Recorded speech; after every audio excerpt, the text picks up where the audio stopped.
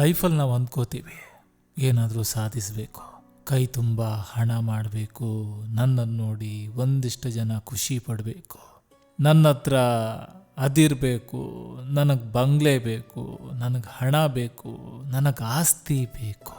ಈ ನಶ್ವರವಾದ ಈ ಪ್ರಪಂಚದಲ್ಲಿ ನಾವೆಲ್ಲರೂ ಕೂಡ ಒಂದಲ್ಲ ಒಂದು ದಿನ ಈ ಭೂಮಿಯನ್ನು ಬಿಟ್ಟು ಹೋಗಲೇಬೇಕು ಮನುಜ.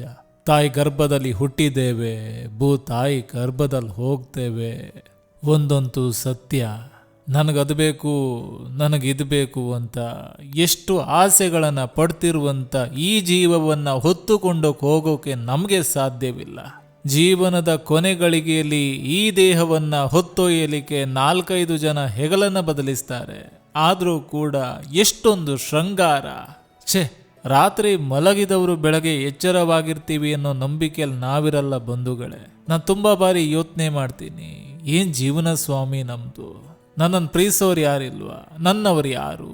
ನನ್ನವ್ರು ನನ್ನ ಭಾವನೆಗಳಿಗೆ ಏನು ಮಾಡಿದ್ರು? ಪ್ರೀತಿ ಕೊಟ್ಟವ್ರು ಯಾಕೆ ನೋಯಿಸಿದ್ರು? ನಾನು ಯಾರನ್ನ ನನ್ನವರಂತ ಅಂದ್ಕೊಂಡಿದ್ದೆ, ಅವರೇ ನನ್ನ ಕನಸುಗಳಿಗೆ ಕೊಳ್ಳಿ ಇಟ್ಬಿಟ್ರು. ಒಂದಂತೂ ಸತ್ಯ, ನನ್ನವರು ತನ್ನವರು ಯಾರು ಸ್ವಾಮಿ? ಜೀವನದ ಕೊನೆ ತನಕ ನಮ್ಮ ಜೊತೆ ಬರೋರಾರು ಯಾರು? ಎಷ್ಟು ದಿನ ನಾವು ಈ ಭೂಮಿ ಮೇಲೆ ಜೀವಂತವಾಗಿರ್ತೀವಿ? ಎಷ್ಟು ಜನರಿಗೆ ನಾವು ಮೋಸ ಮಾಡಿದ್ದೀವಿ? ಎಷ್ಟು ಜನರ ನೆಮ್ಮದಿಯನ್ನು ಕಸಿದ್ಕೊಂಡಿದ್ದೀವಿ?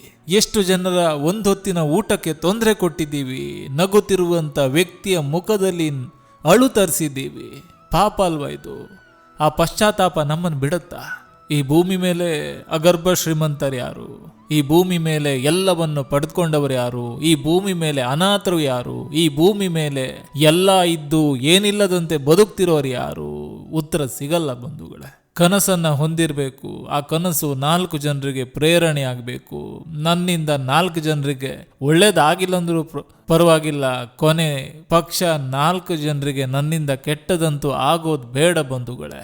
ಕಣ್ಣಾಲೆಗಳು ಒಂದು ಬಾರಿ ತೇವಗೊಳ್ಳುತ್ತೆ. ರಾತ್ರಿ ಮಲಗಿದವರು ಬೆಳಗ್ಗೆ ಎಚ್ಚರವಾಗಿರ್ತೀವಿ ಅನ್ನೋ ನಂಬಿಕೆ ನಾವಿಲ್ಲ. ಆದರೂ ಅವನ್ ನೋಡಿದ್ರೆ ಇವನ್ಗಾಗಲ್ಲ, ಇವನ್ ನೋಡಿದ್ರೆ ಅವನ್ಗಾಗಲ್ಲ. ಸಾಧಿಸೋದಾದ್ರೂ ಏನ್ ಸ್ವಾಮಿ ಈ ನಶ್ವರವಾದ ಪ್ರಪಂಚದಲ್ಲಿ, ಈ ನಶ್ವರವಾದ ಬದುಕಿನಲ್ಲಿ?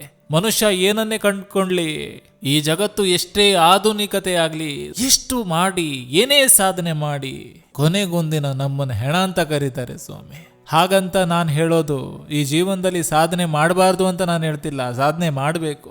ಎಂಥ ಸಾಧನೆ ಮಾಡಬೇಕು? 4 ಜನ ಎಂಥ ವ್ಯಕ್ತಿನ ಅಂತ ಆ ತಾಯಿ ಹೆತ್ಬಿಟ್ಲಪ್ಪ ಅಂತ ಹೇಳಬೇಕು. ನಮ್ಮ ಹೆಣವನ್ನು ಸ್ಮಶಾನಕ್ಕೆ ತೆಗೆದುಕೊಂಡು ಹೋಗುವಾಗ ಸ್ಮಶಾನ ಕೂಡ ಕಣ್ಣೀರಿಡಬೇಕು. ಎಂಥ ವ್ಯಕ್ತಿಯನ್ನ ಈ ಸಮಾಜ ಕಳ್ಕೊಂಡಿದೆ. ನನಗೆ ತುಂಬ ಜನ ಕೇಳ್ತಾರೆ, ನೀವು ಯಾಕೆ ಸ್ವಾಮಿ, ನೀವು ಯಾಕೆ ಸರ್ ಯಾವಾಗಲೂ ಈ ಜೀವನ ಮುಗೀತು ಈ ರೀತಿಯ ಕಂಟೆಂಟ್ಗಳನ್ನೇ ಮಾಡ್ತೀರಾ, ಈ ರೀತಿ ಮಾತುಗಳನ್ನು ಯಾಕೆ ಆಡ್ತೀರಾ? ಹೇಳಬೇಡಿ ಸರ್, ನಮ್ಗೆ ಬೇಸರ ಆಗುತ್ತೆ, ನಿಮ್ಮ ಬಾಯಿಂದ ಈ ಮಾತುಗಳನ್ನು ಕೇಳೋಕ್ಕಾಗಲ್ಲ ಅಂತ ನನ್ನವರೇ ನನಗೆ ಎಷ್ಟೋ ಜನ ಹೇಳಿದ್ದಾರೆ. ಈ ಸಾಮಾಜಿಕ ಜಾಲತಾಣದಲ್ಲಿ ವಿಡಿಯೋಗಳನ್ನು ವೀಕ್ಷಿಸ್ತಿರುವ ನಿಮ್ಮನ್ನು ಹೊರತುಪಡಿಸಿ ನಾನು ಹೇಳ್ತಿದ್ದೀನಿ, ನನ್ನವರೇ ನನಗೆ ಕೇಳ್ತಾರೆ. ಒಂದಿಷ್ಟು ಜನ ನನ್ನ ಸ್ನೇಹಿತರು ಇರ್ಬೋದು, ನನ್ನ ಫ್ಯಾಮಿಲಿ ಕೇಳ್ತಾರೆ, ಆ ರೀತಿ ವಿಡಿಯೋಸ್ಗಳನ್ನು ಮಾಡಬೇಡ, ನೋಡ್ಲಿಕ್ಕೆ ಆಗಲ್ಲ ಅಂತ. ನಾನು ಅವರಿಗೆಲ್ಲ ಹೇಳೋದಿಷ್ಟೇ, ಹಾಗಾದರೆ ಈ ಭೂಮಿ ಮೇಲೆ ಶಾಶ್ವತ ಯಾರು ಸ್ವಾಮಿ? ಈ ಭೂಮಿ ಮೇಲೆ ಶಾಶ್ವತ ಯಾರು? ಅವ್ರು ಹೋಗ್ತಾರೆ, ಈ ಪ್ರಪಂಚವನ್ನು ಬಿಟ್ಟು ಹೋಗ್ತಾರೆ. ಅವ್ರು ಮುಂದೆ ಹೋದ್ರು, ನಾವು ಹಿಂದೆ ಬರ್ತೀವಿ ಅಷ್ಟೇ. ಭಗವಂತ ಅವರಿಗೆ ಈ ಪ್ರಪಂಚದಲ್ಲಿ ನೀನು ಇಷ್ಟೇ ವರ್ಷ ಬದುಕು ಅಂತ ಅವರಿಗೆ ಆಶೀರ್ವಾದ ಮಾಡಿದ್ದ, ಕರ್ಕೊಂಡ್ಬಿಟ್ಟ. ಅದರ ನಂತರ ನಾವೇ ತಾನೆ. ಈ ಜಗತ್ತಿನಲ್ಲಿ ಸಾವನ್ನು ಗೆದ್ದವ್ರು ಯಾರಿದ್ದಾರೆ ಸ್ವಾಮಿ? ಸಾವಿಲ್ಲದ ಮನೆಯಲ್ಲಿ ಸಾಸಿವೆ ತಾಯಿ ಎಂದಾಗ ಸಾಲು ಸಾಲು ಜನರು ಸಾಲಾಗಿ ನಿಂತರಂತೆ. ಆದರೆ ಯಾರಿಗೂ ಗೊತ್ತಿರಲಿಲ್ಲ ಸಾವಿಲ್ಲದ ಮನೆಯಲ್ಲಿದೆ ಸ್ವಾಮಿ, ಸಾವಿಲ್ಲದ ಮನೆಯಲ್ಲಿದೆ.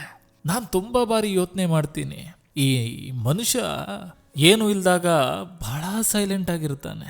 ಅದೇ ಕೈ ತುಂಬ ಹಣ ಬಂದಾಗ ನನ್ನವರು ತನ್ನವರನ್ನೆಲ್ಲ ಕೀಳಾಗಿ ನೋಡ್ತಾನೆ.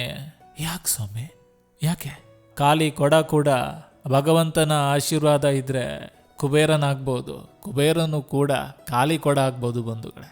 ನಾನು ಹೇಳೋದಿಷ್ಟೇ, ನಮ್ಮ ಮಾತುಗಳು, ನಾವು ನಡ್ಕೊಳ್ಳುವಂಥ ರೀತಿಗಳು 4 ಜನರಿಗೆ ಪ್ರೇರಣೆ ಆಗ್ಬೇಕು ಬಂಧುಗಳೇ. ಸಾಧಿಸೋದೇನೂ ಇಲ್ಲ ಈ ಪ್ರಪಂಚದಲ್ಲಿ. ಒಬ್ಬರನ್ನು ದ್ವೇಷ ಮಾಡಿ ಸಾಧಿಸೋದೇನಿದೆ? ಸ್ಮಶಾನದಲ್ಲಿ ಬಿದ್ದ ಬೂದಿಯನ್ನು ನೋಡಿ ಮನಸ್ಸು ಮೆಲ್ಲನೆ ನುಡಿಯಿತು. ಬರೇ ಬೂದಿಯಾಗುವುದಕ್ಕಾಗಿ ಮನುಷ್ಯ ಜೀವನ ಪೂರ್ತಿ ಬೇರೆಯವರನ್ನು ನೋಡಿ ಉರಿಯುತ್ತಾನಿಂದ. ಇದು ನಿನ್ನ ಜೀವನ, ನಿನ್ನ ಸುಖ ದುಃಖಗಳಿಗೆ ನೀನೇ ಹೊಣೆಗಾರಿಕೆ. ಇಲ್ಲಿ ಯಾರು ನಿನ್ನನ್ನು ಬಂದು ಕಾಪಾಡೋದಿಲ್ಲ. ಒಂದಂತೂ ಸತ್ಯ, ನಮ್ಮ ಮಾತುಗಳು, ನಾವು ಬದುಕುವಂಥ ರೀತಿಗಳು, ನಾವಿರುವಂಥ ರೀತಿಗಳು 4 ಜನರಿಗೆ ಖುಷಿಯಾಗಬೇಕು. ಕೊನೆ ಪಕ್ಷ ನಮ್ಮ ಆತ್ಮತೃಪ್ತಿಗಾರು ಸಂತೃಪ್ತಿಗಾದು ಆ ಭಗವಂತ ಖುಷಿ ಪಡೋ ರೀತಿ ಬದುಕಬೇಕು ಸ್ವಾಮಿ. ಎಲ್ಲರನ್ನು ಮೆಚ್ಚಿಸ್ಲಿಕ್ಕೆ ಆ ಭಗವಂತನಿಂದಲೂ ಸಾಧ್ಯ ಇಲ್ಲ. ಇನ್ನು ನಾನು ನೀವುಗಳೆಲ್ಲ ಯಾವ ಲೆಕ್ಕ? ನಾನು ಹೇಳೋದಿಷ್ಟೇ, ಯಾರ ಮನಸ್ಸನ್ನು ನೋಯಿಸದಿರಿ ಬಂಧುಗಳೇ, ಯಾರ ಮನಸ್ಸನ್ನು ನೋಯಿಸದಿರಿ. ಆ ಪಾಪ ಕಟ್ಕೊಂಡು ನಮ್ಗೆ ಏನು ಸಾಧಿಸೋದಿದೆ? ಯಾರ ಮನಸ್ಸನ್ನು ನೋಯಿಸಿ ನಾವು ಏನು ಸಾಧಿಸೋದಿದೆ ಬಂಧುಗಳೇ? ಯಾರು ಕೂಡ ಆ ಭಗವಂತನ ಹತ್ತಿರ ಹೋಗಿ ಕಣ್ಣೀರು ಹಾಕ್ಕೊಂಡು ಇವನು ನನ್ನ ಜೀವನ ಹಾಳು ಮಾಡಿಬಿಟ್ಟ ಅಂತ ಹೇಳಬಾರ್ದಂತೆ. ಯಾಕೆ ಹೇಳಿ? ಎಲ್ಲರಿಗೂ ಕೂಡ ಬದುಕುವಂಥ ಒಂದು ಮಾರ್ಗ ಇದೆ. ಇಲ್ಲಿ ಯಾರನ್ನು ಕೂಡ ಭಗವಂತ ಸುಮ್ಮನೆ ಸೃಷ್ಟಿಸಿಲ್ಲ.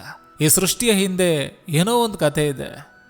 ಯಾರಿಗೋ ಸ್ವಾಮಿ, ಹುಟ್ಟು ದಾರಿದ್ರ್ಯ ಆದ್ರೇನು, ಸಾವು ಚರಿತ್ರೆ ಆಗಿರಬೇಕು. ನಮ್ಮನ್ನು ನೋಡಿ 4 ಜನ ರೋಲ್ ಮಾಡೆಲ್ ಥರ ತಗೊಳ್ಬೇಕು, ಬದುಕಿದ್ರೆ ಈ ರೀತಿ ಬದುಕಬೇಕಂತ. ಹಾಗಂತ ಬಿಂದಾಸಾಗಿ ಬದುಕೋದ್ರಲ್ಲಿ ತಪ್ಪೇನಿಲ್ಲ ಅಂತ ನಾನು ಹೇಳಲ್ಲ. ಇನ್ನೊಬ್ಬರ ಮನಸ್ಸಿಗೆ ನೋವು ಮಾಡಿದ ರೀತಿ ಬದುಕಿ, ಇನ್ನೊಬ್ಬರ ಕನಸುಗಳಿಗೆ ಕೊಳ್ಳಿಟ್ಟು ಬದುಕಬೇಡಿ. ನಿಮ್ಮ ಕನಸುಗಳಿಗೆ ನೀವು ಹೀರೋ ಆಗಿ, ಇನ್ನೊಬ್ಬರ ಕನಸಲ್ಲಿ ನೀವು ವಿಲನ್ ಆಗೋದು ಬೇಡ ಅಲ್ವಾ?